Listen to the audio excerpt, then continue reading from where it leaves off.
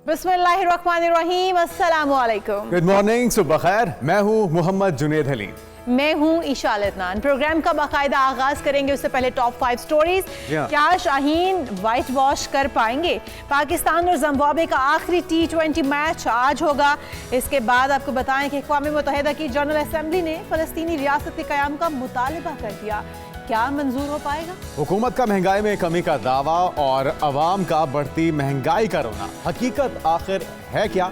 इस पर भी बात होगी। और फिर बात होगी कि वालिदैन अपने बच्चों के जिद्दी और चिड़चिड़े रवैये को आखिर कैसे ख़त्म करें। बच्चों की तरबियत के लिए खुद को भी बदलना होगा। और आपको बताएं कि दिन हो या रात, आफात हो या सानहात, हुब्बुल वतनी और जज्बा इंसानियत से सरशार रज़ाकारों की खिदमत को जितना भी सराहा जाए कम है। पाकिस्तान समेत दुनिया भर में आज रज़ाकारों का आलमी दिन मनाया जा रहा है। इस पर भी होगी बात, उनको खिराज तहसीन पेश किया जाएगा।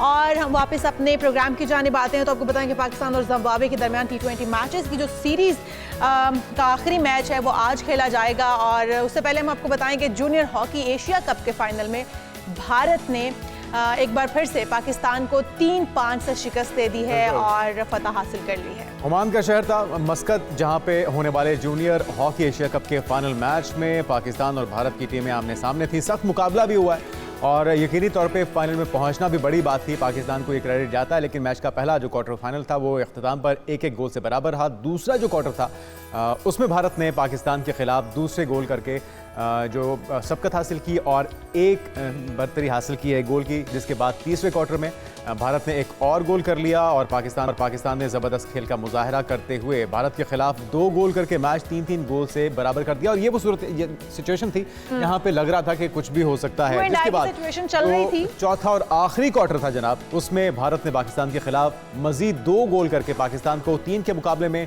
5 गोल से शिकस्त दे दी। तो भारतीय टीम को मुबारकबाद हो और पाकिस्तानी टीम को भी बेस्ट विशेस अगली बार के लिए कि आप जमकर खेलें और इसी तरह से फाइनल में पहुंचने की टफ टाइम तो दिया पाकिस्तानी टीम ने। साइकोलॉजिकल प्रेशर भी होता है ना, हरीफ टीम जब भारत सामने होती है तो दोनों टीमों पे होता है, लेकिन भारत ने उस प्रेशर को अपने लिए फ़ायदे के लिए यूटिलाइज कर लिया और पाकिस्तानी जो बच्चे थे, लेकिन हमारी बेस्ट विशेस दुआएं आपके साथ हैं। अब आ जाते हैं जरा आज के मैच के ऊपर। आज पाकिस्तान और जिम्बाब्वे का जो आखिरी और फैसलाकुन मैच होने फैसलाकुन तो खैर नहीं है, क्योंकि पाकिस्तान ने 2 मैच जीत के सीरीज में बढ़तरी तो हासिल कर लिया। व्हाइट वॉश का चांस अलबत्ता है हमारे पास। हाँ बिल्कुल, व्हाइट वॉश इसलिए भी क्योंकि 2 तो ऑलरेडी पाकिस्तान के हक में गए हैं और जो आखिरी मैच है इसमें देखते हैं कि किसका जो पलड़ा भारी रहता है। बहरहाल हम अभी तक देख रहे हैं कि पाकिस्तानी टीम का, शाहीनों का मोराल बड़ा बुलंद है और बहुत अच्छे से वो जमकर खेल पेश कर रहे हैं। सईद मोहम्मद अवैस साहब हमारे साथ मौजूद हैं, उन्हें वेलकम टू शो कहेंगे और शामिल गुफ्तगू भी करेंगे उन्हें।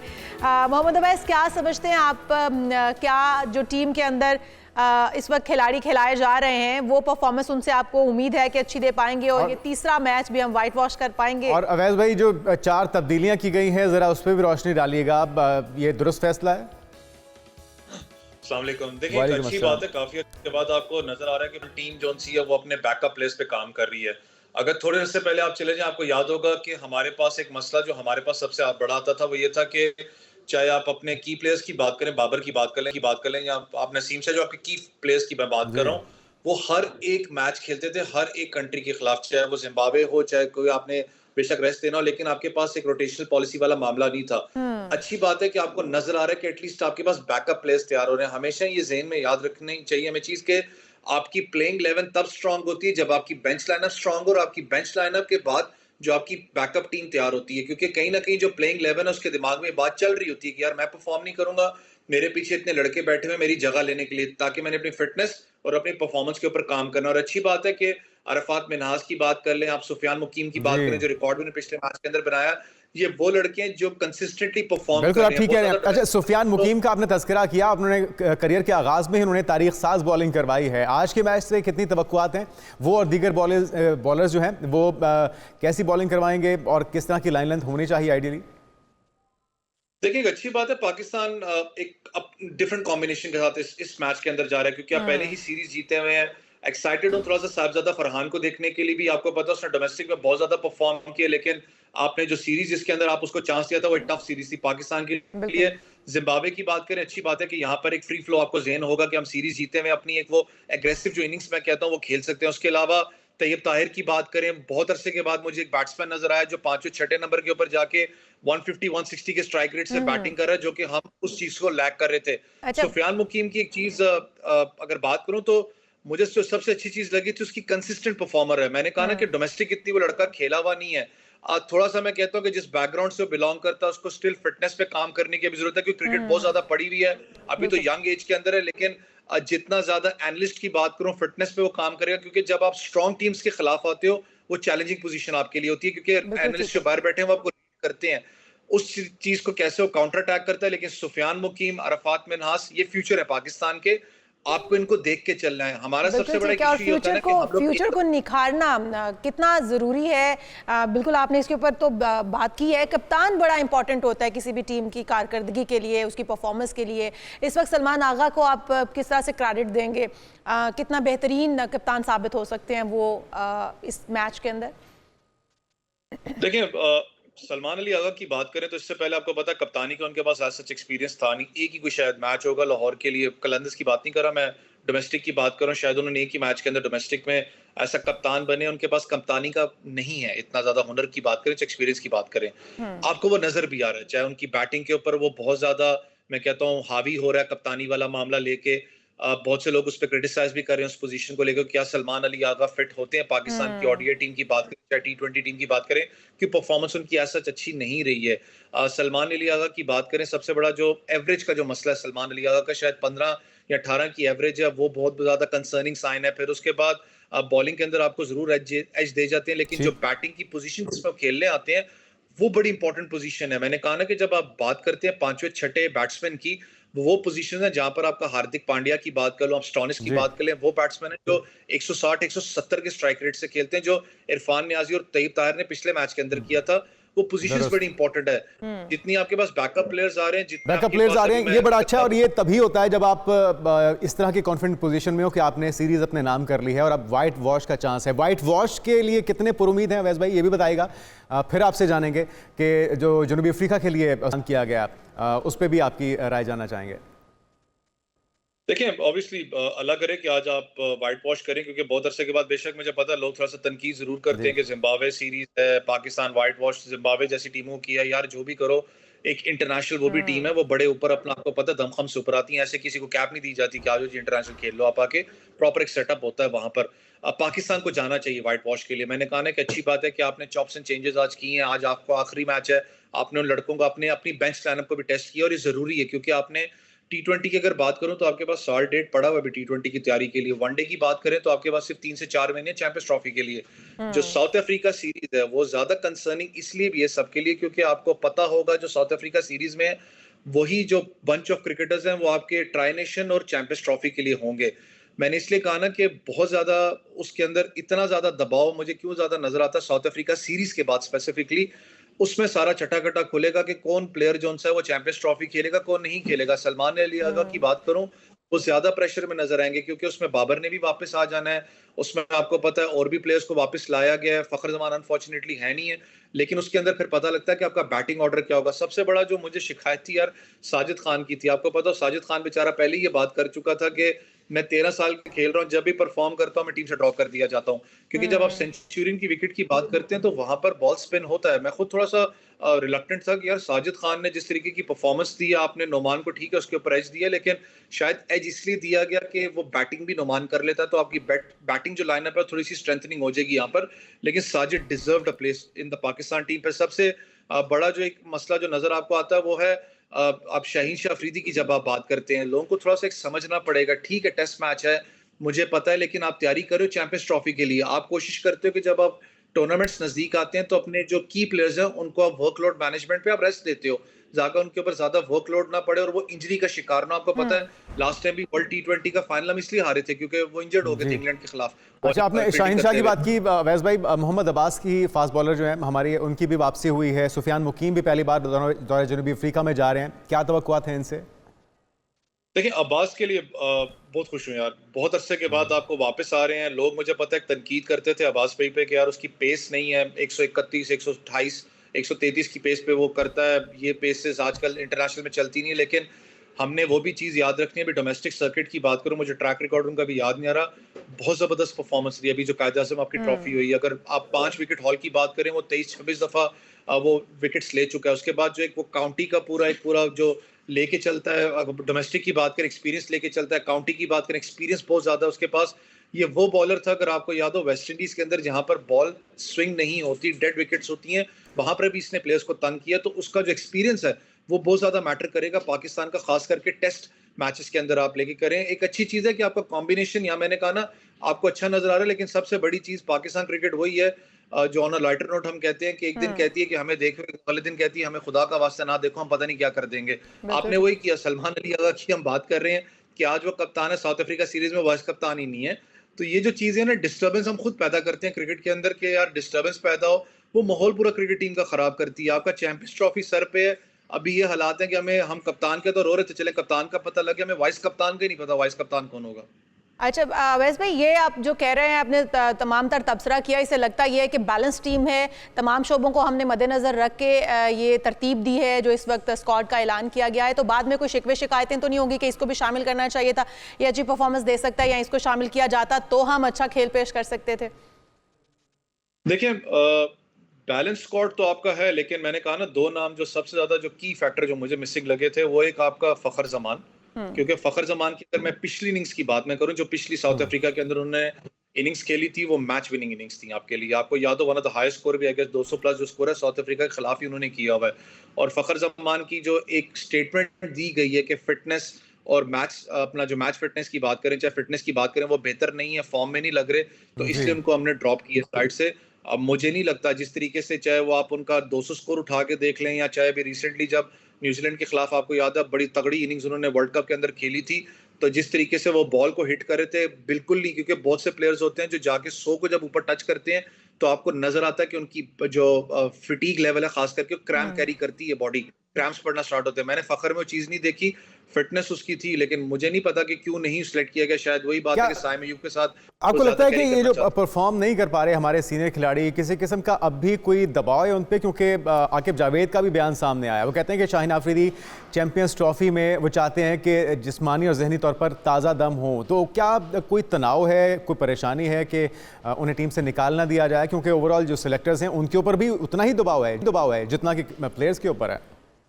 देखिए, एक चीज तो क्लियर कट हो चुका है। मुझे अच्छा लगा कि बहुत अरसे के बाद, मैंने कहा ना, पाकिस्तान क्रिकेट के अंदर ये स्टेटमेंट तो आ गई है कि भाई परफॉर्म करोगे तो पाकिस्तान टीम में रहोगे, नहीं परफॉर्म करोगे, थैंक यू सो मच, वो दरवाजा, बेशक आप बहुत बड़े प्लेयर क्यों ना हो, बेशक पूरी दुनिया डिमांड आपके ऊपर क्यों ना कर रही हो, इसलिए आप बैकअप प्लेयर्स की तैयारी करते हो। बैकअप प्लेयर्स जब परफॉर्म करते हैं तो आपके ऑटोमेटिकली सीनियर प्लेयर्स के दिमाग में ये बात आ जाती है कि मैंने परफॉर्म ना किया, मेरे पीछे जगह लेने के लिए बैठा हुआ है। लेकिन मैंने कहा ना, हम थोड़ा सा जज्बाती सेंस में होते हैं, बहुत से लोग बात कर रहे हैं, होना भी चाहिए था शाहीन को टेस्ट क्रिकेट के अंदर, लेकिन आपको जेन में रखना है शाहीन शाह अफरीदी की जो फिटनेस लेवल का इश्यूज रहा है, आपके जेन में वही चीज है कि यार चैंपियंस ट्रॉफी सर के ऊपर है, मैंने शाहीन को चैंपियंस ट्रॉफी तक सेव करना है। आप तो नहीं कभी चाहोगे, ना मैं कभी चाहूंगा कि यार चैंपियंस ट्रॉफी के अंदर जो आपका प्राइम फास्ट बॉलर है, जिसको आप स्ट्राइक फास्ट बॉलर की बात करते हो, जरूर उसके अंदर कुछ ना कुछ इश्यूज अपना है। बॉलिंग के अंदर मैं कहता हूँ उनकी पेस भी डेप्थ हो चुकी है, लेकिन वो इंजर्ड ना हो मिड टूर्नामेंट के अंदर जाके, वो आपको नुकसान होता है। आप चाहते हो कि वो फ्रेश लेग्स के साथ वापस है, जैसे हारिस रऊफ का आपके सामने हुआ है, टीम से टॉप रहे हैं, वापस आपके सामने जिस तरीके से परफॉर्म किया, तो हमें चीज को समझना पड़ेगा। ऐसा पाकिस्तानी अवाम, हम थोड़े जज्बाती हम जरूर करते हैं, लेकिन हमें भी समझने की ज़रूरत है और हम फ़खर की कमी को भी महसूस करेंगे। बहुत शुक्रिया। अवैस हमारे साथ मौजूद थे, साबिक क्रिकेटर, और वो अपनी राय से हमें आगाह कर रहे थे कि क्या स्क्वाड में किन को शामिल करना चाहिए था और किन को जब नहीं शामिल किया गया है। बहरहाल हम आगे बढ़ते हैं और आपको बताएं कि गुलाम अली की कुछ बात हो जाए। हाँ जी, उनकी आज सालगिरह है, तो चुपके चुपके रात दिन आंसू बहाना याद है हमको, अब तक आशिकी का वो ज़माना याद है। उनका मशहूर ज़माना गज़ल जो है, जिसके इंडियंस भी मद्दा है, और आज उनकी पैदाइश का दिन मनाया जा रहा है। 1940 में वो पैदा हुए थे। जिस तरह कुछ नज़में एक शायर को अमर कर देती हैं, उसी तरह से कुछ गज़लें ऐसी होती हैं जो अपने गुलकार को लोगों के दिलों में हमेशा जिंदा रखती हैं। और गुलाम अली उन्हीं गज़ल गायकों में से एक हैं। उनकी जो अंदाज़े गायकी है वो पूरे ख़ित्ते के अंदर जहाँ जहाँ पे बड़े सग़ीर के रहने वाले हैं वो उनके मद्दा हैं। गुलाम अली ने कई ऐसी गज़लें भी गाई हैं जिनकी दुनिया मद्दा है, और उन्होंने पहली मरतबा पाकिस्तानी रेडियो के लिए गाना गाया था, और वो वक्त के साथ साथ मशहूर होते गए और फिर उनकी मकबूलियत पूरी दुनिया तक फैल गई। गुलाम अली की ज़िंदगी पर ये ज़रा रिपोर्ट देखिए, फिर बात करते हैं। तो जनाब, आज भी अगर हम खुशी महसूस कर रहे हो तो भी हम गुलाम अली को सुनते हैं, हम दुखी हो जाएं तो भी हम गुलाम अली को सुनते हैं। तो ये जो उनकी मोहब्बत का इजहार अपनी गज़लों में किया जाना, फिर दुख का इजहार किए जाना, आशिकों के लिए ये बड़ा सोज़े दिल रखते थे और फिर बहुत ही खूबसूरत उन्होंने गायकी की है। हम यहाँ पर एक शॉर्ट ब्रेक लेते हैं, आप कहीं मत जाएगा क्योंकि बहुत सारे अहम टॉपिक हैं जो आपके साथ डिस्कस करना बाकी है। तो स्टे विद अस।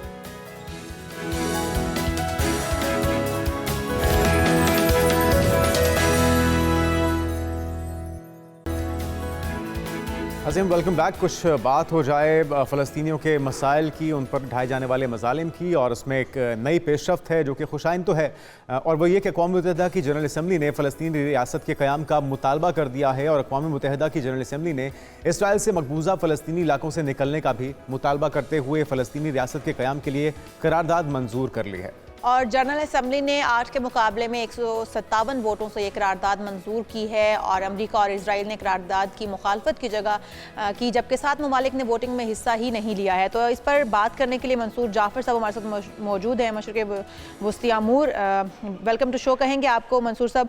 मंसूर साहब, करारदाद मंजूर कर ली गई है अक़वाम मुत्तहिदा की जानिब से, और क्या समझते हैं कि करारदाद मंजूर कर लिया जाना काफ़ी है या तस्लीम भी किया जाएगा इसको, जिस तरह से कहा जा रहा है कि फ़लस्तीनी रियासत के क़याम को यकीनी बनाया जाए और उसे माना जाए, तो अमल दरामद हो पाएगा इसके ऊपर? जी बहुत शुक्रिया जी। अक़वाम मुत्तहिदा की तो तारीख से इसी बात से इबारत है जी कि यहाँ पे सिर्फ और सिर्फ करारदादें ही मंजूर होती हैं, या एक डिबेटिंग सोसाइटी के तौर पे ये फोरम इस वक्त एक्ट कर रहा है। खुद अक़वाम मुत्तहिदा ही की एक ऐसी ही करारदाद के नतीजे में इसराइल को जो है वो सनद जवाज़ फराहम की गई थी, और उसके बाद तय दर पे खुद अमेरिका मुख्तलिफ जो करारदादें यहाँ पे पेश होती रही हैं उन्हें वीटो करता रहा है। अब इशू करारदादें मंजूर करने का नहीं है, इशू उन करारदादों पर इम्प्लीमेंटेशन का है। और इस वक्त मैं समझता हूँ जो अक़वाम मुत्तहिदा समेत दीगर जो मुख्तलिफ इलाकाई और आलमी फोरम मौजूद हैं, हत्ता के खुद जो बैन अक़वामी फौजदारी अदालत है उसकी तरफ से जो इस वक्त अरेस्ट वारंट जारी किए गए हैं नेतन्याहू और उनके साबिक वज़ीर दिफा और इन लोगों के, तो फैसले तो मौजूद हैं, लेकिन उस पर अमल दरामद की कुव्वत नाफिजा इनमें से किसी इदारे के पास नहीं है। अच्छा मंसूर साहब, इस वक्त जी मंसूर साहब, इसराइल के साथ साथ अमेरिका ने भी करारदाद की मुखालफत कर दी है। तो एक तरफ पूरी दुनिया फ़लस्तीनी रियासत के क़याम का मुतालबा कर रही है, अमेरिका मुखालफत कर रहा है, उन्हें मसला क्या है, उन्हें क्या एतराज़ है इससे? देखिए जी, उन्हें मसला ये है कि उन्होंने मशरक़ वस्ता में जो अपनी आउटपोस्ट इसराइल की जो नाजायज़ रियासत है उसको सपोर्ट करना है, और उसको सपोर्ट करने के लिए वो हर कानूनी और गैर कानूनी, अखलाकी और गैर अखलाकी हरबा जो है वो आज तक इस्तेमाल करते चले आए हैं, और आइंदा भी वो इसी रवैश पर कायम रहेंगे, चाहे वहाँ पे रिपब्लिकन्स की हुकूमत हो, चाहे वहाँ पर डेमोक्रेट्स की हुकूमत हो। कतई न इसके कि वहाँ ट्रंप साहब बरसर इक़्तिदार आने जा रहे हैं, या जो बाइडेन साहब एक अपनी बुढ़ापे की इनिंग खेल के जो है वो इस वक्त पवेलियन वापस जा रहे हैं। तो फ़लस्तीनियों के दलिद्दर उस वक्त तक दूर नहीं हो सकते जब तक अमेरिका और उसके इत्तेहादी इस खित्ते के हवाले से अपनी पॉलिसियां नहीं बदलते, और उस वक्त तक फ़लस्तीनी इसी तरीके से जो है वो जिसे कहना चाहिए वो रोज जीते हैं, रोज मरते हैं, बर्बरियत का शिकार हो रहे हैं। अच्छा मंसूर जाफर साहब, अमेरिका का जो किरदार है इसके अंदर वो खासा मशकूक है। लगता यूं है कि बैकफुट पे नहीं, अब तो खुलकर खेलना चाहता है अमेरिका। जब से डोनाल्ड ट्रंप साहब ने सदारती कुर्सी के लिए वो मुंतखब हुए हैं, मुझे ये लगता है कि इस वक्त उनका किरदार जो है वो खुलकर सामने आ चुका है। गो के इजराइल सामने है, फ्रंट फुट पर वही खेल रहा है, तमाम हमले उसी की जानिब से किए जा रहे हैं, लेकिन अक़वाम मुत्तहिदा की से जो अब भी करारदाद पेश की गई है उसकी भी इनकारी करना, वोट ना देना, अमेरिका का किरदार आप क्या समझते हैं, क्या है इस सब में? क्या वो अब फ्रंट फुट पे खुद आकर खेलेगा? इसमें कोई शक नहीं है। खासतौर पे अभी जिस तरीके से 20 जनवरी को उन्होंने इक़्तिदार संभालना है बाकायदा तौर पे, लेकिन वो जिस अंदाज से अपनी टीम और इस तरह के बैन अक़वामी मामलात में उलझ पड़े हैं और इन्वॉल्व हो गए हैं, यानी खुद उन्होंने अब पिछले दिनों जब हमास की तरफ से ये स्टेटमेंट सामने आई कि तकरीबन 33 के करीब जो है वो यरगमाली इसराइली की बमबारी के नतीजे में इस दुनिया से जा चुके हैं, तो उसके बाद डोनाल्ड ट्रंप साहब ने एक धमकी लगाई, और जो मैं समझता हूँ इंतहाई जिसे कहना चाहिए वो बैन अक़वामी कानून की खिलाफवर्जी अपनी जगह है, जो अखलाक के बुनियादी असूल हैं उनकी भी नफी है कि अगर आपने मेरे मसरद इक़्तिदार पर बैठने से पहले हमास ने हमारे यरगमाली इसराइल के यरगमाली ना छोड़े तो वो मशरक़ वस्ता को जहन्नमज़ार बना देंगे। तो आप इससे उनकी मेंटालिटी और उनकी जो वो अया है, उनकी मकासद और उनकी नीयत अया है। मंसूर साहब, फ्रांस और सऊदी अरब ने आला सतह की बैनुल-अक़वामी कॉन्फ्रेंस बुलाने का जो ऐलान किया है, आपके ख्याल में इस कॉन्फ्रेंस का मकसद क्या है और इसमें कौन कौन शामिल होगा? लेकिन इसमें जी जो यूरोपीय यूनियन के मालिक है और बिलखुसूस सऊदी अरब इस तरीके इसको स्पेयर हेड कर रहा है, तो सऊदी अरब की इस वक्त पूरी कोशिश है कि किसी तरीके से जो अमेरिका ही का ब्रोकर करता जो इनिशिएटिव है, जिसको खुद सऊदी गवर्नमेंट ने और मुख्तलिफ उनकी जो क़यादतें हैं वो सपोर्ट करती रही हैं, 2 रियासती हल, किसी तरीके से उसको रूबा अमल लाया जाए। क्योंकि इसराइल के तस्लीम करने के हवाले से जो बातें आ रही हैं, उसमें जब सऊदी अरब से ये सवाल किया जाता है कि वो किस तरीके से उसे तस्लीम करेंगे, तो वो दो टोक अल्फाज में इस बात की वजाहत करते हैं कि जब तक एक आज़ाद खुद मुख्तार फ़लस्तीनी रियासत जिसका दारुल हुकूमत मकबूजा जो मशरक़ी बैतुल मक़दस होगा वो तश्कील नहीं पाती, उस वक्त तक इसराइल के साथ कोई नॉर्मलाइजेशन नहीं हो सकती, इसराइल के साथ किसी किस्म के ताल्लुकात नहीं। बिल्कुल ठीक है, और तमाम जो मुस्लिम उम्मा है उनको खड़ा होने की ज़रूरत है। तमाम मुस्लिम ममालिक अगर मिलकर कोशिश करेंगे तो शायद फल के लिए कुछ किया जा सके। बहुत शुक्रिया मंसूर जाफर साहब हमारे साथ मौजूद थे। और यहाँ पर हम एक ब्रेक शामिल करेंगे और जब ब्रेक से वापस आएंगे तो आपको बताएंगे कि अगर महंगाई, जो कि हुकूमत इसका दावा करती है कि महंगाई की शरह कम हो रही है, तो फिर अवाम उसको महसूस क्यों नहीं कर पा रहे हैं, आपको बताएंगे एक ब्रेक के बाद। स्टे विद अस।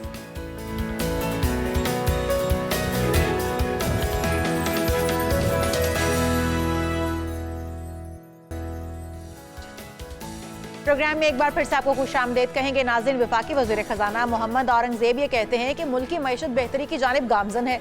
अब हमें मुआशी इस्तेहकाम की बुनियादों को मुस्तहकम करना है। वो कहते हैं कि करंट अकाउंट खसारे में भी कमी आई है, महंगाई की शरह जो है वो कहते हैं कि 70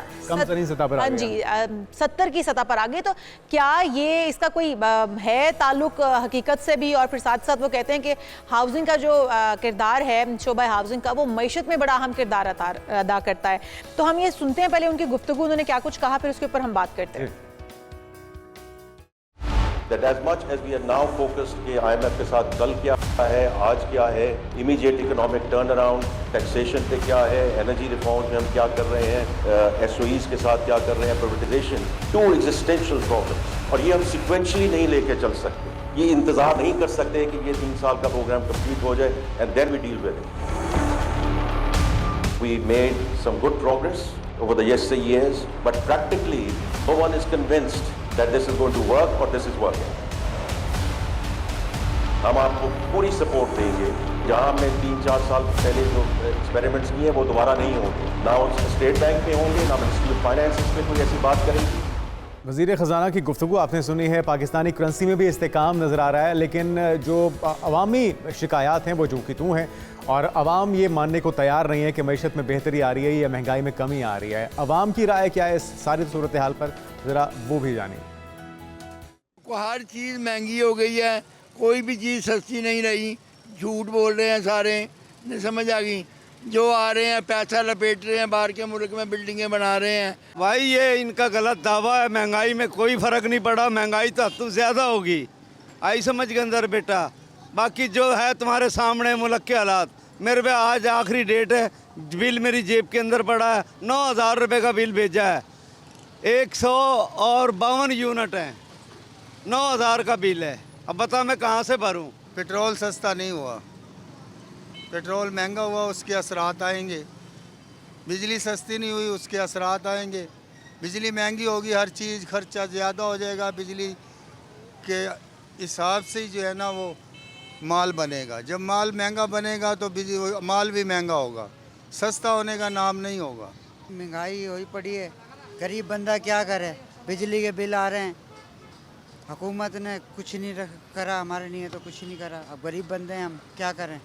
बच्चे पालें, किराया भरें, क्या करें? हुकूमत ने तो किए, ये कर देंगे वो कर देंगे, उसने तो कुछ ही नहीं करा हमारे बारे में। ये दिल्ली गेट का बाज़ार है, यहाँ पे बंदा टपने की जगह नहीं होती थी, मगर यहाँ इस वक्त आप 60 की स्पीड में मोटरसाइकिल शिकायतें ले हैं लेंगे वो सब्जी अपनी बाजार जगह पर जूं के तू हैं, और हम इस वक्त तक आवाम की दुहाइयाँ सुने तो वो कुछ और हैं, जो हम देख रहे हैं कि वफाकी वज़ीर ख़जाना गुफ्तगू कर रहे हैं वो कुछ और है। ग्राउंड रियलिटी क्या है, इस पर बात कर लेते हैं। कुछ समझ नहीं आ रही कौन सच बोल रहा है, क्योंकि अशारिये भी कम हो रहे हैं, मुझे ये लगता है आवाम परेशान है, ये दोनों हकीकतें। जुनैद, मुझे ये लगता है कि जो हमारे वफाकी वज़रा हैं उनको शायद ग्राउंड रियलिटी पता नहीं है, उनको मार्केट्स में निकालना चाहिए आवाम से, उन्हें गुफ्तगू शनीद करने की ज़रूरत है, बिल्कुल जिस दर्द को महसूस कर सकें। हमारे साथ डॉक्टर हाकान हसन नजीब, साबिक मुशीर वज़ारत ख़जाना मौजूद हैं, इन्हीं से गुफ्तगू करते हैं। वेलकम टू शो कहेंगे डॉक्टर साहब आपको। डॉक्टर साहब, ये कन्फ्यूजन जो चल रही है हुकूमत के अंदर और अवाम के दरमियान, अवाम कुछ और कह रहे हैं, गवर्नमेंट कुछ और कहती है, वज़ीर ख़जाना कुछ और कहते हैं, आप क्या समझते हैं, ग्राउंड रियलिटी से नावाकिफ़ हैं वज़ीर ख़जाना? बिस्मिल्लाहिर्रहमानिर्रहीम। एक तो इस चीज़ को इस तरह समझते हैं कि महंगाई में कमी नहीं हुई, बल्कि चीज़ों की कीमतों की जो महंगा होने की रफ्तार है उसमें कमी हुई है। तो पहले तो इसको समझ लेते हैं। ये जब हम कहते हैं महंगाई 6% हो गई, 8% हो गई, 4% हो गई, जो महंगाई में रफ्तार की बढ़ना है वो इस साल में, ये जो पिछले चंद माह गुजरे हैं इनमें यकीनी तौर पे कम हुई है जो महंगाई की बढ़ने की शरह है। ये बार बार मैं कहता हूँ, महंगाई कम नहीं हुई, किसी चीज़ की कीमत कम नहीं हुई। 2022 से लेकर 2025 तक का सफ़र है इज़ द फॉलोइंग। 2022 में 12% कीमतें बढ़ी, 2023 में 29% कीमतें बढ़ी, 2024 में तकरीबन 23.4% कीमतें बढ़ी, और इस साल कीमतें जो हैं वो 7 से 9% के दरमियान बढ़ने की उम्मीद दिख रही है, एस्टिमेट नज़र आ रहा है। एक तो इसको देखिए, ये भी एक अच्छी खबर इस तरह से है कि जिस तरह से कीमतों की चीज़ें बढ़ रही थी इस साल वो नहीं होगा, और अगर एक न्यूज़ आपकी तनख्वाह को 12% बढ़ाता है और कीमतें 8% बढ़ती हैं तो आपकी बाइंग पावर 4% बढ़ जाएगी। पिछले 3-4 साल में ऐसा इसलिए नहीं हुआ कि कीमतें जिस रफ्तार से बढ़ रही थी आपकी तनख्वाहें उस रफ्तार से नहीं बढ़ रही थी और आपकी बाइंग पावर कम हो रही थी। ये अंदाजा लगा रहे हैं या मशवरा दे रहे हैं हमारी मैनेजमेंट को? A bit of both। बढ़ाने का अच्छा डॉक्टर साहब, दूसरी तरफ अगर तो बहुत सारे दिहाड़ीदार मजदूर हैं, उनका शिकवे अपनी जगह पर है, और हम देखें अगर तो मेरे ख्याल में कुछ 40% आवाम जो हमारी वो दिहाड़ीदार ही है। हम उनको किस तरीके से रिलीफ दे सकते हैं? अगर गवर्नमेंट ये कहती है कि आपने बिल्कुल ठीक कहा कि जिस रफ्तार से महंगाई बढ़ रही थी अब उस रफ्तार से नहीं बढ़ रही, लेकिन महंगाई तो हो रही है, फिर भी अशियाए ज़रूरिया की कीमतें नीचे नहीं आ रही हैं। अभी आप देखें पेट्रोल की कीमतें बढ़ गई हैं, LNG की कीमतें वो बढ़ गई हैं, जो ज़रूरत की चीज़ें हैं इन्हीं से जुड़ी हैं बाकी तमाम चीज़ें। तो आवाम तो शिकवा करेंगे कि फिर आपने जो आप दावे कर रहे हैं कि बेहतरी आ रही है, वो बेहतरी है कहाँ, उन तक नहीं पहुंच पा रही है। पाकिस्तान की इकॉनमी इस वक्त टिपिकली बिहेव कर रही है जैसे कि इकॉनमीज IMF की एंगेजमेंट के बाद बिहेव करती हैं, जिसका मतलब है कि इकॉनमी को स्लो करके एक बैरूनी खसारा संभल गया है। पाकिस्तान की जो अफरात ज़र कीमतों के बढ़ने की शरह है वो थोड़ी कम हुई है, और पाकिस्तान की जो रिजर्व्स की पोजीशन है वो बेहतर हो गई है, और रुपए की एक स्टेबिलिटी है, इससे भी इन्फ्लेशन यानी कि कीमतों के बढ़ने की शरह में कमी दिखाई दे रही है।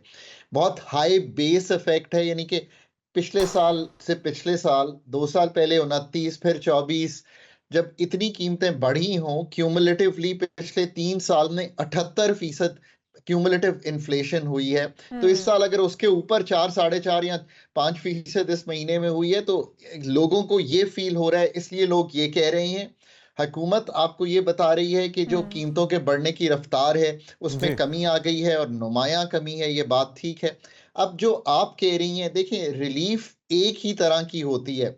एक तो ये है कि हम गरीबों में पैसे बांटते रहें, हम बांट रहे हैं, हम इनकम सपोर्ट प्रोग्राम में 650-700 अरब रुपया देंगे, फिर कुछ प्रोविंसेस भी ज़कात उशर में काम करती हैं, तो एक तो ये है। पर रियल बिल्कुल रिलीफ नहीं डॉक्टर साहब यहाँ पे थोड़ा सा मिसमैनेज हो रहा है, क्योंकि हम उनको जो ज़कात है या इस तरह से जो रकम दी जाती है आवाम को उसकी बात नहीं कर रहे हैं आप, क्योंकि एक एतमाद बहाल हो रहा है पाकिस्तानी मईशत के ऊपर, सरमायाकारी आ रही है, तो उससे ये सोचा जाता है कि नई जॉब्स क्रिएट होंगी, उन लोगों को मजदूरी मिलेगी, उन लोगों को काम करने के बजाय रोजगार के मौके आएंगे। जी, सो असल रिलीफ तो यही है कि इकॉनमी बढ़ रही हो और जॉब्स निकल रही हो। अब देखिए बात ये है कि ये जो इस वक्त की स्टेबिलिटी है, यानी कि एक स्टेबलाइजेशन सी दिखाई दे रही है आपको, इसका ताल्लुक पाकिस्तान की आईएमएफ एंगेजमेंट से है, पर इसका कतई तौर पे मतलब नहीं है कि जो ग्रोथ ड्राइवर्स हैं, जिसका मतलब है एनर्जी इनएफिशिएंसी, पाकिस्तान की जो प्रोसेसेस हैं, कारोबार करने की दिक्कतें हैं, पाकिस्तान का एक्सपोर्ट इंजन, पाकिस्तान की जो पैदावारी सलाहियत की कमजोरी है एग्रीकल्चर में, ये किसी तरह पे भी हमने हल नहीं की। जिस तरह के हुकूमत के एक और सेक्टर बड़ा अहम है डॉक्टर साहब, वो है हाउसिंग सेक्टर, जिसका जिक्र भी किया वजीर ख़जाना ने, और हमने माजी में भी देखा कि इम्यूनिटी स्कीम्स भी दी गई, जिसकी वजह से एक नुकसान ये तो हुआ कि जो जेन्युइन बायर है वो उससे मुतासर हुआ, कीमतें इतनी ज़्यादा बढ़ गई। लेकिन इस बार तो हम देख रहे हैं कि उसकी अहमियत का इदराक करते हुए भी इतने ज़्यादा टैक्सेस आयद कर दिए गए हैं कि पूरा का पूरा सेक्टर ही मलिया मेट हो चुका है। तो अगर इसकी अहमियत है, इसके फ़वाइद हैं और सैकड़ों शोबे इससे वाबस्ता हैं, तो फिर इतने ज़्यादा उसके ऊपर टैक्सेस आयद करके उससे डिस्करेज क्यों किया जा रहा है? देखिए, एक तो ये हाउसिंग में जाने से पहले बहुत सोच लगानी पड़ेगी। Again it is easy for me to say कि हाउसिंग के साथ बहुत सी इंडस्ट्रीज चलती हैं, ये आसान गुफ्तगू है। डिफ़िकल्ट गुफ्तगू ये है कि अगर हम पूरे पाकिस्तान में फैलाते जाएंगे घर और हाई राइज में नहीं जाएंगे, तो शहर जो हैं वो आपकी एग्रीकल्चर लैंड लेते रहेंगे और आपकी फूड सिक्योरिटी चैलेंज होगी। पहले तो बैठ के सोचना है कि what kind of housing is needed in Pakistan, what is the best way to do it. क्या हुकूमत घर बनाए, जो कि अब बनाना चाहती है? मैं हमेशा कहता हूं कि ये हुकूमत का काम नहीं है। सो पहले तो हमें रीडिजाइन अपनी सिटीज को करना है, ताकि ये जो हॉरिजॉन्टल एक्सपेंशन है इसको वर्टिकल। ये आपने बड़ी इंपॉर्टेंट बात की। मैं जाते जाते आपकी मौजूदगी का फायदा उठाते हुए डॉक्टर साहब ये भी बताएगा कि जो स्टॉक एक्सचेंज है, इसके अंदर दिन ब दिन हम नए रिकॉर्ड्स बनते देख रहे हैं, इसमें कितना पोटेंशियल है? इसमें अगर इन्वेस्टमेंट की जाए तो एक आम शहरी को, एक आम पाकिस्तानी को कितना फायदा हो सकता है इससे? जिसने 40,000 पे आज से 17 माह या 18 माह पहले स्टॉक्स खरीदे हैं, वो तो 1 लाख पे 2-2.5 लाख इन्वेस्टर जो है बहुत पैसे अच्छे बनाए हैं। Good luck to them, all the best. अब जहां मार्केट आ गई है, कुछ री रेट हो गई हैं कीमतें। अब डिपेंड करेगा कि आईएमएफ का प्रोग्राम चलता है, आसानी से चलता है, स्मूथली चलता है, और अगले साल अर्निंग्स क्या आती हैं। अगर तो इकोनॉमी ने बिहेव किया कि थोड़ी सी ग्रोथ भी निकल रही हो, फंड का प्रोग्राम भी चल रहा हो, तो मार्केट बिहेव करती रहेगी अच्छी और हिस्सेस की कीमतें बेहतर हो सकती हैं। पर मार्केट ऑब्वियसली एक बहुत ही क्विकली और तवातर से बढ़ गई है, और लिटरली आई मीन बगैर सांस लिए हुए बढ़ गई है। बिल्कुल सही है। इसको इस तरह ये सस्टेन कर पाएगा या नहीं कर पाएगा, ये एक सवालिया निशान है, लेकिन बहुत से लोगों ने इससे फ़ायदा उठाया है। नए रिकॉर्ड्स बन गए, 1 लाख को क्रॉस किया पाकिस्तान स्टॉक एक्सचेंज ने, और मुल्की मईशत में बेहतर नंबर्स भी देख रहे हैं, बेहतरी आ भी रही है, लेकिन आवाम तक इस अमरात पहुँचने में शायद थोड़ा और वक्त लगेगा। बहुत शुक्रिया डॉक्टर खाकान हसन नजीब साहब हमारे साथ मौजूद थे। कुछ सयाहती मकामात की सैर हो जाए तो खैबर पख्तूनख्वा के सयाहती मकाम सवात के बालाई इलाकों में इस वक्त खूब बर्फबारी हो रही है। पहाड़ों ने सफ़ेद चादर ओढ़ ली है, ठंडी हवाएं। शुक्र अल्लाह ताला का कि बर्फबारी हो गई। लग तो ये रहा था कि इस बार ठंड आएगी नहीं, और ना ही बर्फबारी होगी। आपको ठंड महसूस करनी है तो आप सवात जा सकते हैं, और अगर ना भी जा सकें तो कुछ अर्से तक वो ठंड यहाँ पे आई जाएगी हवाओं के जरिए। चलें एक रिपोर्ट देखते हैं इस पर, फिर बात करते हैं। Welcome back. एक बार फिर से आपको कहेंगे सुबह बखैर, और कुछ बात हो जाए बच्चों की तरबियत की। ये बड़ा ही अहम और हसास मामला भी है। बहुत ज़्यादा पेरेंट्स टची होते हैं इस मामले पे, और बड़ी भारी भरकम फीसें भी देते हैं, और फिर मुतमईन हो जाते हैं बहुत ज़्यादा, ज़रूरत से ज़्यादा ही, और वो समझते हैं कि स्कूल ही अब उनकी तरबियत करेगा, टीचर्स ही उनकी तरबियत करेंगे। लेकिन ऐसा होता नहीं है। आपको खुद भी अपने रवैयों के अंदर तब्दीली लाना पड़ती है, बहुत से जतन करने पड़ते हैं, लेकिन हम इसको बैलेंस अमूमी तौर पर कर नहीं पाते हैं। और बच्चों की जो उनकी पर्सनैलिटी है उसकी तामीर कितनी ज़रूरी है, और कौन कौन अपना किरदार अदा कर सकता है, किसकी कितनी जिम्मेदारी है और वो पूरी नहीं करता, जिसकी वजह से बच्चे बिगाड़ का शिकार हो जाते हैं। तो डॉक्टर आरिफ सिद्दीकी साहब हमारे साथ मौजूद हैं, motivational speaker. Welcome to show कहेंगे डॉक्टर साहब आपको। डॉक्टर साहब, बड़ा ही हसास मामला है। वालिदैन सब ये चाहते हैं कि उनका बच्चा बड़ा मुअद्दब हो, बड़ा अदब और एहतराम करने वाला हो, बड़ा ही सेंसिबल हो, समझदार हो, समझ बूझ रखने वाला हो। लेकिन अनफॉर्चुनेटली जो चीज़ें हमें अपने बच्चों के सामने करनी चाहिए जिससे वो कुछ सीखेंगे, क्योंकि कहा जाता है ना कि माँ बाप रोल मॉडल होते हैं बच्चे के लिए, तो हम लोग अपने आप को ठीक नहीं करते, फिर हम कहते हैं बच्चे की तरबियत ठीक नहीं हो रही, बच्चे जो जिद्दी हो रहा है। तो ये किस तरह से आप क्या समझते हैं, किसका की रोल है इस सब के अंदर? मैडम आपने खुद ही बता दिया कि ये लीड बाय एग्जाम्पल वाली बात है। जब तक हम वालिदैन अपने आप को वैसा पोर्ट्रेट नहीं करेंगे जैसा हम अपने बच्चे को देखना चाहते हैं, तो बच्चा हमारी बात नहीं मानेगा। बच्चा अल्फाज को फॉलो नहीं करता, एक्शंस को फॉलो करता है। अब हमारे रवैये कैसे हैं, हम जब लड़ते हैं तो हमारी आवाज कितनी बुलंद होती है, हमारे एक्सप्रेशंस क्या होते हैं, हम अपने बहन भाइयों से कैसे बात करते हैं, कि बच्चे के फुफ्फी से, मामू से, खाला से, बच्चा सारा कुछ देख रहा होता है। अब जब हम उसे कहते हैं कि तुम ऐसा ना करो, ये हमारा हक है, तुम ऐसा ना करो, तो यकीनी तौर पे ऐसा पॉसिबल नहीं है। तो जैसा हम बच्चे को बनाना चाहते हैं, सबसे पहले हमें खुद वैसा बनना पड़ेगा। तो जो डॉक्टर साहब ये कहा जाता है कि बच्चों को हमने ये सिखा दिया, बच्चों को हमने वो सिखा दिया, बच्चे फिर भी नहीं सीख पा रहे, और फिर हम जो जुनैद ने भी आगाज़ में कहा कि हम बच्चों को स्कूल भेजने के बाद भारी भरकम फीसें देने के बाद खुद जो है मरीज जमा हो जाते हैं, क्या जो असातिज़ा हैं या जो दरसगाह है, स्कूल है, वही बच्चों की तरबियत करके भी घर भेज देगा? असातिज़ा का भी यकीनी तौर पर बहुत रोल है। कुछ बच्चे सीखते हैं और उन्हें मानते भी हैं, उतना शायद वालिदैन को नहीं मानते जितना स्कूलों में टीचर्स को मानते हैं। तो टीचर्स का रोल भी बताइए। मैडम टीचर्स हो या वालिदैन हो, ये बताते हैं, सिखाते नहीं है। बताना जो है, अपने किताब खोली, सिलेबस बता दिया या व्हाइट बोर्ड पर लिख कर दिखा दिया, प्रेजेंटेशन बता दी, ये आपने बताया है। ये ट्रांसफॉर्मेशन ऑफ स्किल्स या एटीट्यूड या लाइफ स्किल्स नहीं है। मैं आपको छोटी सी बिल्कुल लो लेवल की एग्जांपल देता हूँ, बहुत छोटी एग्जांपल, इससे आपको समझ आएगा कि हो क्या रहा है।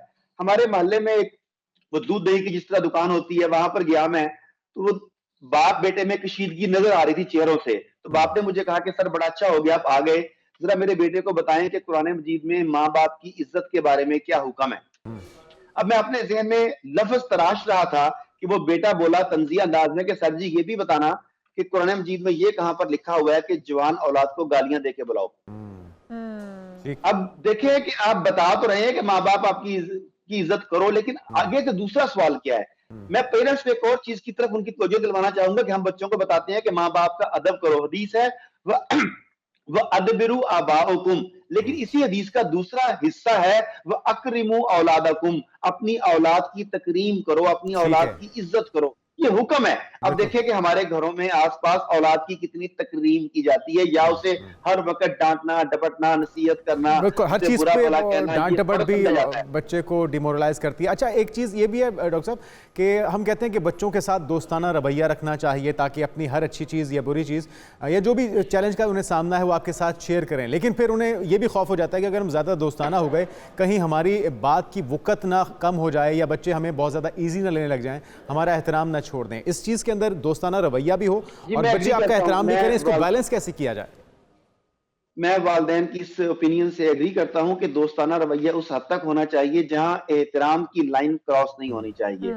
आपके एक्सप्रेशंस, आपके अल्फाज का उतार चढ़ाव बच्चों को ये बात क्लियर कट बताए कि इस हद तक हमारी दोस्ताना लिमिट है, और जैसे ही बाप के या माँ के चेहरे के तासुरात बदलते हैं या आवाज के लबो लहजे में उतार चढ़ाव आता है, तो वहां पे मैंने कोई ना कोई हद क्रॉस की है, मुझे फौरन अपनी लिमिट में वापस आना चाहिए। तो ये चीजें सिखाई जाती हैं अपने तासुरात से, अपने लहजे से, अपने अंदाजो अतवार से। बच्चों को दोस्त बनाएं, लेकिन ऐसा दोस्त नहीं जो ओए तोए करके बुलाता हो, वो दोस्त जो आपके साथ तमीज के साथ बात करता हो और अपनी हदूद को समझता हो। इसी सूरत में ये रिश्ता मेंटेन रह सकेगा, वरना आपके और गली के लड़कों में कोई फर्क नहीं रह जाएगा। तो डॉक्टर साहब, इज्जत, एहतराम या फिर डर, क्या चीज़ बच्चे के ऊपर ज़्यादा असरअंदाज होती है कि आप और क्या बच्चे के ऊपर क्या आपने रखना है, डर रखना है या फिर वो इज्जत और एहतराम से आपकी बात आपके सामने सर झुका दे या फिर आपके डर से झुका दे? अच्छा, बड़ा आपने सेंसिटिव क्वेश्चन किया। हमारे यहाँ मोस्टली फॉलो तो यही किया जाता है कि डरा के रखो। कहा जाता था कि खिलाओ सोने का नवाला और देखो शेर की नजर से, उस पर इतना डर होना चाहिए, लेकिन एक्चुअली डर के जरिए इज्जत और एहतराम हासिल नहीं की जा सकती, लेकिन इज्जत और एहतराम के साथ आप डर वाला जज्बा पैदा कर सकते हैं। डर क्या होगा? अगर मैंने गलत हरकत की तो मैं बाप की नजरों से गिर जाऊंगा। डर ये होगा अगर मैंने बुरा हरकत की तो माँ की इज्जत जो मैंने हासिल की हुई है, वकार हासिल किया है, वो मेरी खो दूंगा मैं।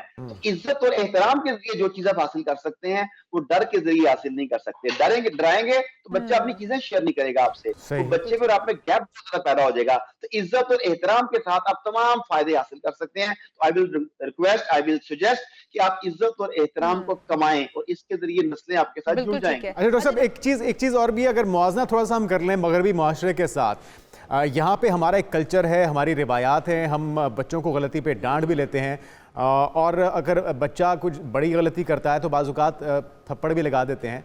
लेकिन मगरबी माशरे में अब उल्टा हिसाब है। वहाँ पे बच्चों को इतने ज़्यादा लिवरेज दे दी गई है, इतनी ज़्यादा NGOs इसमें इंटरफेयर करने लग गई हैं कि अगर थोड़ा सा भी डांट डपट ज़्यादा हो जाए, बच्चा फ़ोन करता है और पुलिस उठा के या तो बच्चे को ले जाती है या फिर उससे अलग कर देती है पेरेंट्स के साथ। तो आपके ख्याल में या इतने ज़्यादा इख्तियारात बच्चों को दे देना या बड़ों को इतना ज़्यादा लाताल्लुक़ कर देना कि वो बच्चों को डांट भी नहीं सकते, ये तरीक़ाकार ठीक है मगरिब का?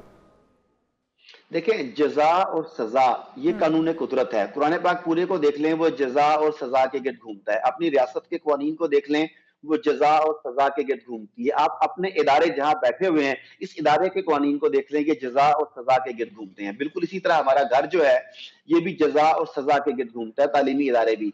जब हमारी गवर्नमेंट ने भी मगरिब से मुतासर होकर, कुछ पिछली गवर्नमेंट्स ने मार नहीं प्यार का नारा अप्लाई किया, तो उसके बाद बच्चों के रिजल्ट्स और तालीमी इदारे में जो बदतमीजियां वो हद से ज्यादा बढ़ गई थी।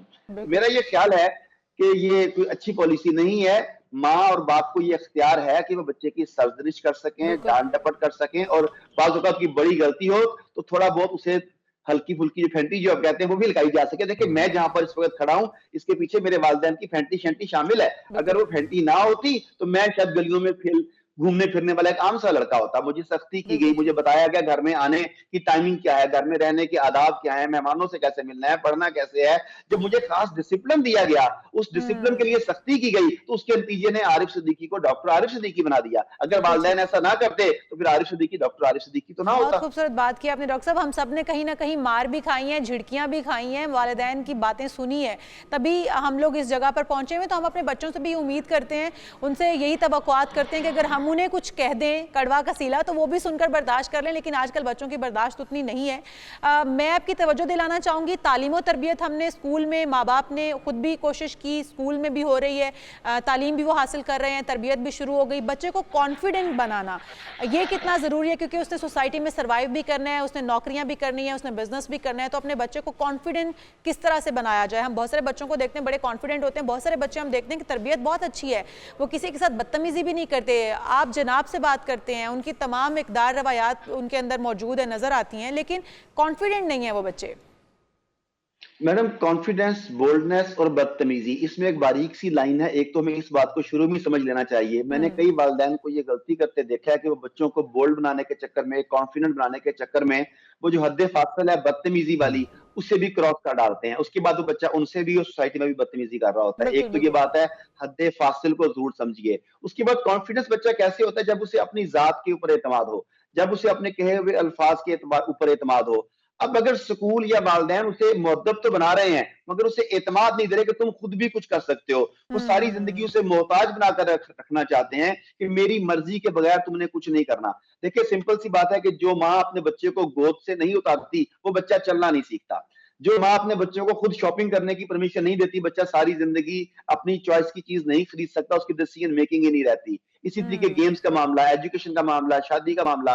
तो जब तक आप बच्चे की राय को अहमियत नहीं देंगे, उसे इंतखाब का हक नहीं देंगे। देखिए, मिसाल देता हूं कि मेरा बच्चा छोटा बेटा है, मैं उसके लिए कुछ चीज लेने के लिए जाता हूं, तो ठीक है, चीज क्या लेनी है ये मैंने तय कर लिया, मगर उसमें से डिजाइन कौन सा लेना है, कलर कौन सा लेना है, कुछ चीजें बच्चों के ऊपर छोड़ दी जाएं। इससे उन्हें एतमाद पैदा होगा कि मेरी राय की अहमियत है।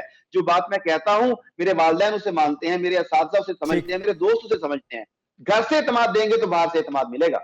अच्छा डॉक्टर साहब, कुछ चीज़ें बच्चों के अंदर विरासती होती हैं और बहुत ज़्यादा चीज़ें जो घर का माहौल होता है उससे बच्चा अडॉप्ट करता है। लेकिन जैसे ही बच्चा बड़ा होना शुरू होता है, घर से बाहर निकलना शुरू होता है, तो जो आसपास की माहौल है, माशरा है या उसकी कंपनी है, उसके भी असरात उसकी शख्सियत पर आना शुरू हो जाते हैं। तो ज़्यादा किस चीज़ का गलबा होगा उस बच्चे की शख्सियत के ऊपर जो उसने विरासत में लिया, घर से लिया या फिर जो माशरे से लिया? जिस चीज की ताकत ज्यादा होगी, देखिए, दो पहलवान लड़ते हैं ना, तो वो जीतेगा जिसकी ताकत, जिसकी टेक्निक बेहतर होगी। अगर घर की तरबियत, उसके जेनेटिक मेमोरी और घर में जिस तरीके से उसे सलूक किया जाता है, अगर वो बहुत ज्यादा ताकतवर है, तो बाहर के हालात जितने भी बुरे हों वो उस पर असरअंदाज नहीं हो सकते।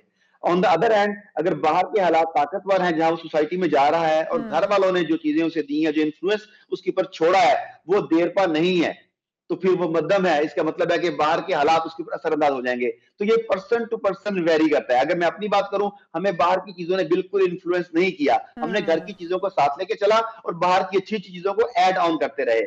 बाहर यानी कि बाहर की दुनिया हमें इन्फ्लुएंस नहीं कर सकी। लेकिन दूसरी तरफ बिल्कुल हमने इसका उलट भी देखा है कि घर में बहुत अच्छा थे, लेकिन बाहर गए तो उस रॉ में ऐसे बहके कि वो हाथ से ही निकल गए। तो ये डिपेंड करता है कि किसकी तरबियत में जोर और जान ज्यादा है। तरबियत में जोर और आपकी अपनी जो आपने कहा वेरी करता है कि पर्सनालिटी टू पर्सनालिटी किसकी कितनी स्ट्रांग है, उसके ऊपर उसी तरह से असरअंदाज हो। बहुत शुक्रिया डॉक्टर आरिफ सिद्दीकी साहब हमारे साथ मौजूद थे। और बच्चों की तरबियत में एक चीज़ का ख्याल कीजिए कि उन्हें कॉन्फिडेंट बनाइए, कॉन्फिडेंस दीजिए उन्हें, लेकिन उन्हें बदतमीज होने से भी बचाना है आपने। तो वालिदैन को ये एक बहुत बारीक सी लाइन है, जिस तरह से डॉक्टर बता रहे थे, ये खौफ होना चाहिए कि वो किसी को जवाब दे हैं। बिल्कुल भी आप मोहब्बत से प्यार से आप बच्चे को मोल्ड कर सकते हैं, सिखा सकते हैं। ये तो बहुत नाजुक होते हैं और बहुत जल्दी संभल भी जाते हैं, बहुत जल्दी बिगड़ भी जाते हैं। तो इनके ऊपर बहुत ही आपको ध्यान देने की जरूरत है, क्योंकि इन्होंने ही आगे आपके मुआशरे को लेकर चलना है। आपका मुस्तकबिल भी है। दीगर इश्यूज पे जिस पे बात करेंगे एक ब्रेक के बाद। स्टे विद अस।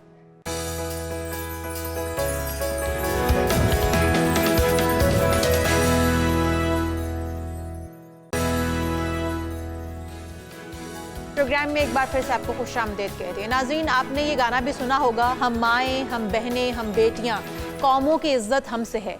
लेकिन उसी मुआशरे में आज जो ख़वातीन हैं वो बुरी तरह से तशद्दुद का निशाना बनाई जाती हैं।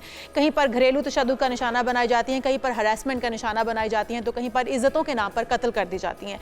हमारा ये मुआशरा किस तरफ को चल पड़ा है? हम देखें तो आए रोज़ कहीं पर भाई जो है वो कत्ल कर देता है, कहीं पर बहनोई जो है उसका शिकार हो जाती है, कहीं पर बड़े जो है वो ज़बरदस्ती शादी कर देते हैं, कहीं पर शौहर का जुल्म और सितम सहती है, तो कहीं पर बच्चों के हाथों वो यरगमाल बना दी जाती है। ये बड़ी अलार्मिंग सूरत हाल है कि अक्सरियत जो है, जो अदाद शुमार बता रहे हैं, ख़वातीन को उनके अपने प्यारे ही जान से मार देते हैं।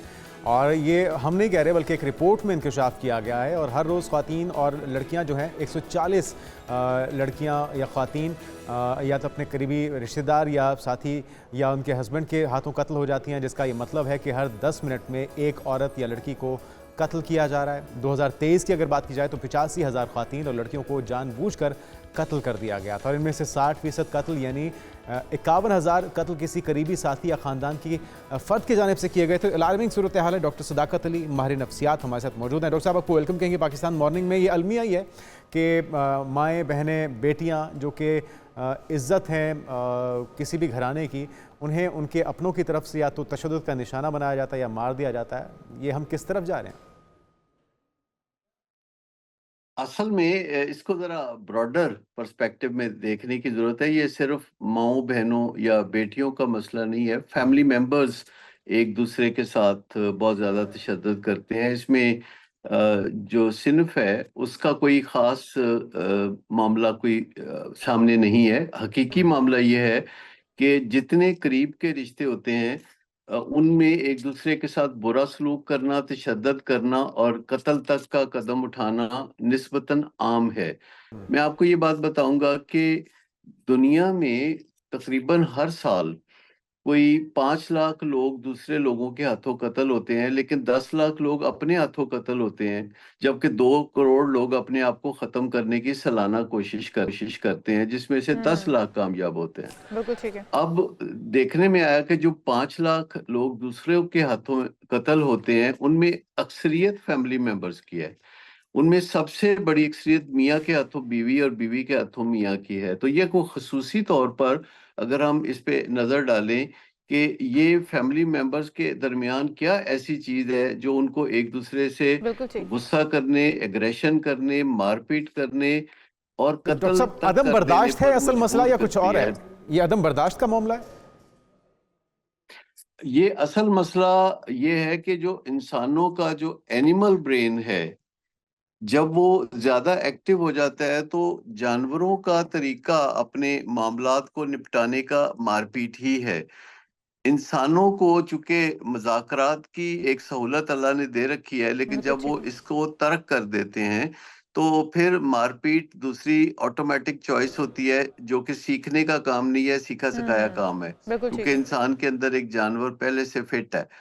तो जरूरत इस अमर की होती है कि चाहे कोई खातून हो, बीवी हो, माँ हो, बहन हो या कोई फैमिली मेंबर हो, अगर सबसे पहली बात ये है कि वो सीख लें कि बात को कैसे बातचीत तक रखना है, और दूसरे को इश्ताल भी नहीं दिलाना कि दूसरा बातचीत की बजाय हाथापाई पे उतर आए। बिल्कुल ठीक है एक डॉक्टर जो साहब, आप बिल्कुल सबसे ठीक बड़ी कह रहे हैं। कहीं प्रिकॉशन ना है, कहीं जो एक लड़ाई झगड़ा या गुस्सा इसकी वजह हो सकती है।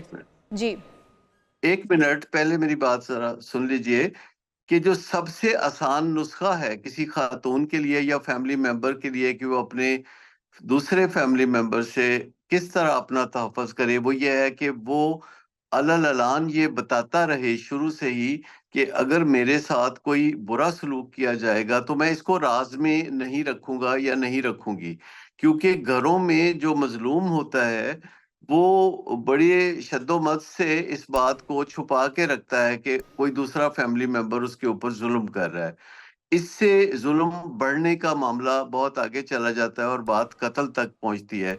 अगर अहले खाना एक दूसरे के साथ ये बात बहुत वाज़े तौर पर कर दें कि अगर उनके साथ कोई ज्यादती होगी तो वो उसको तश-तश बाम करेंगे, वो उसे लोगों तक पहुंचाएंगे, और ये बिल्कुल बात ठीक कह रहे हैं आप अच्छे डॉक्टर वक्तों साहब। में भी कहते रहना चाहिए। आप बिल्कुल ठीक कह रहे हैं कि उसे बाबर कराते रहना चाहिए कि वो चुप नहीं रहेगा, खामोश नहीं रहेगा, लेकिन मामलात मारपीट तशद्दुद तक पहुंचते क्यों हैं? इंसान नफ्सियाती हो जाते हैं, उनको समझने की ज़रूरत है किस तरीके से उनको इससे निकाला जाए, क्योंकि वो भी तो किसी ना किसी मुश्किल से गुजर रहे होंगे जो लोग तशद्दुद करते हैं, किसी बीमारी का शिकार हो जाते हैं या फिर नफ्सियाती कोई मामलात हैं, उन्हें डॉक्टर से रुजू करना चाहिए। क्या करना चाहिए? उन लोगों को भी तो ठीक करना है। ये बात भी अपनी जगह ठीक है कि जो लोग मारपीट पे उतरते हैं उनके कुछ असाबी मसाइल होते हैं। ये नफ्सियाती मसाइल नहीं होते बल्कि दिमागी मसाइल होते हैं। दिमागी मसाइल में और नफ्सियाती मसाइल में थोड़ा फर्क होता है। दिमागी मसाइल वो होते हैं जो दिमाग के अंदर से पैदा होते हैं, और नफ्सियाती मसाइल वो होते हैं जो दिमाग के बाहर से, एनवायरनमेंट से पैदा होते हैं। तो जो दोनों चीजें हैं, नफ्सियाती जो मामलात हैं और दिमागी बीमारियां हैं, मिलजुल कर इंसानों को इंतहा दर्जे की बदतमीजी, एग्रेशन और मारपीट पर कायल करते हैं, और उस वक्त उनके दिमाग में ये लगता है कि जो कुछ वो कर रहे हैं ये बनता है, ये जायज है। कहीं ना कहीं उनको एंडोर्समेंट अंदर से आती है, और जब बाहर से भी तहफ़्फ़ुज़ मिलता है कि उनको कोई बुरे नताइज नहीं भुगतना पड़ते, और मारपीट करने बिल्कुल वाला ठीक है। ये काम करने के बाद, ज्यादती करने वाला ये काम करने के बाद आके कहते हैं कि आई एम सॉरी, मैं बहुत प्यार करता हूँ, तो दूसरा बंदा मोम की तरह पिघल उसे कोई जाता है, तो सजा सारी नहीं दी खराबी जाएगी, इससे भी पैदा होती है। उसे कुछ नहीं फेस करना पड़ेगा। ये चीज़ उन्हें शेयर कर देती है और मजीद बढ़ावा देती है तशद्दुद करने वाले को। बहुत शुक्रिया लियाकत अली साहब, माहिर नफ्सियात हमारे साथ मौजूद थे। अदम बर्दाश्त की बात जिसकी जुनैद ने पहले की थी बहुत ज़्यादा है, और हम सबको अपने अंदर थोड़ा सा सब्र और तहम्मुल पैदा करने की कोशिश करनी चाहिए, ताकि हम जो है वो दूसरे पर गुस्सा करने की बजाय, दूसरे के साथ बदतमीज़ी और एग्रेशन दिखाने की बजाय अपना जो है एहतसाब करना शुरू करें। एक ब्रेक लेते हैं, ब्रेक के बाद हाजिर होते हैं। स्टे विद अस।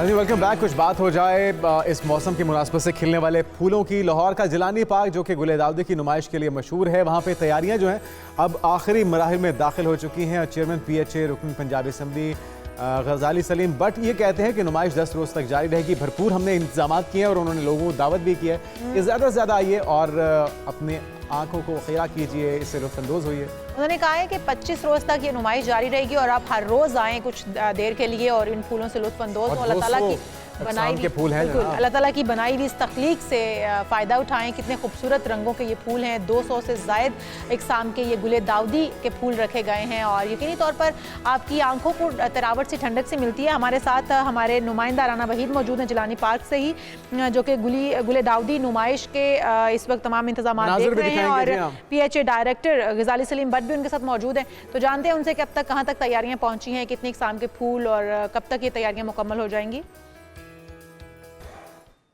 जी बिल्कुल, जो है आज लाहौर के अंदर हमने देखा कि रेस कोर्स जिलानी पार्क के अंदर जो है गुले दाऊदी के साथ जो पार्क है, ग्राउंड है, उसको सजा दिया गया है। बहुत से फूल जो है मुख्तलिफ इक़साम के जो हम देखते हैं गुले दाऊदी के, वो अपने रंग बखेर रहे हैं। और इस माहौल के अंदर अगर देखा जाए तो सब कोई चाहेगा कि वो यहाँ आए और गुल दाऊदी की नुमाइश देखे। मेरे साथ चेयरमैन PHA हैं गजाली सलीम भट्ट, उनसे बात करते हैं।